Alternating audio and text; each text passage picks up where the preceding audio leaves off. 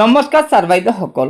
ৰাজ্যৰ চৰকাৰী বিদ্যালয়সমূহত খালী হৈ থকা প্ৰধান শিক্ষকৰ পদসমূহ পূৰণ লগতে শিক্ষক কৰ্মচাৰীসকলৰ কেইবাটাও সমস্যা সমাধান সন্দৰ্ভত শিক্ষক সংগঠনে দিছে কেইবাটাও সুখবৰ।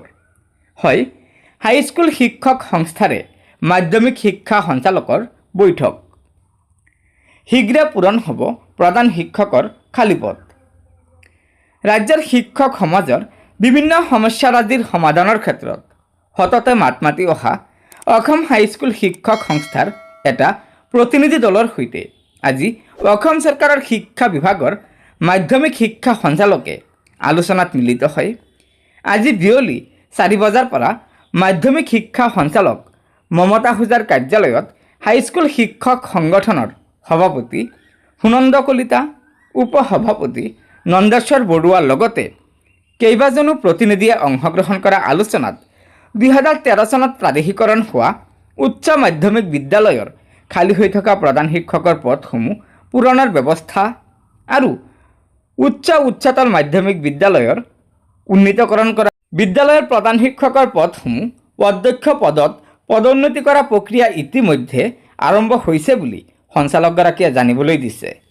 আনহাতে 2005 চনৰ পূৰ্বে নিযুক্তি লাভ কৰা শিক্ষক কৰ্মচাৰীসকলক অসম সেৱা বিধি 1969ৰ অধীনত পুৰণি পেঞ্চন আঁচনিত অন্তৰ্ভুক্ত কৰা, একত্ৰীকৃত বিদ্যালয়ৰ GT PGT শিক্ষকসকলৰ পদোন্নতি কৰা, বৰ্তমানৰ স্থায়ী প্ৰধান শিক্ষক নিযুক্তি নোহোৱা জিলাসমূহত পুনৰ প্ৰধান শিক্ষক নিযুক্তি দিয়া আদি বিষয়সমূহ চৰকাৰৰ বিবেচনাধীন হৈ থকা বুলি জনোৱাৰ লগতে সকলো বিদ্যালয়ৰ বিদ্যুৎ বিল লাঘৱ কৰিবলৈ বিভাগীয় আঁচনি গ্ৰহণ কৰা, শিক্ষা হেতুত বদলি, ছাত্ৰ ছাত্ৰীৰ শাৰীৰিক উপস্থিতি ওপৰত নিৰ্ভৰ কৰি মধ্যাহ্ন ভোজনৰ পুঁজি যোগান ধৰা, নিয়মীয়াকৈ শিক্ষাৰ্থীক বিনামূলীয়াকৈ পাঠ্যপুথি শিক্ষাবৰ্ষৰ আৰম্ভণিতা প্ৰদান কৰা, মাধ্যমিক পৰ্যায়ৰ সমস্যাসমূহ বিদ্যালয়ৰ দুৰ্বল আন্তঃগাঁথনি আদি অতি শীঘ্ৰে উন্নীতকৰণ কৰা, উপৰোক্ত সমস্যাসমূহ সমাধান সন্দৰ্ভত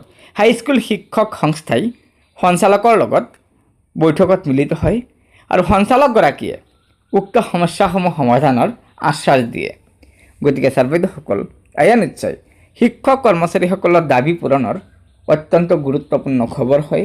সেয়েহে লগৰ বন্ধুবৰ্গক সন্ধাই দিয়া আজিৰ এই গুৰুত্বপূৰ্ণ খবৰকেইটা জনাই দিব আৰু নতুনকৈ অহা ছাৰ বাইদেউসকলে অনুগ্ৰহ কৰি আমাৰ এই চেনেলটো ছাবস্ক্ৰাইব কৰি ল'ব।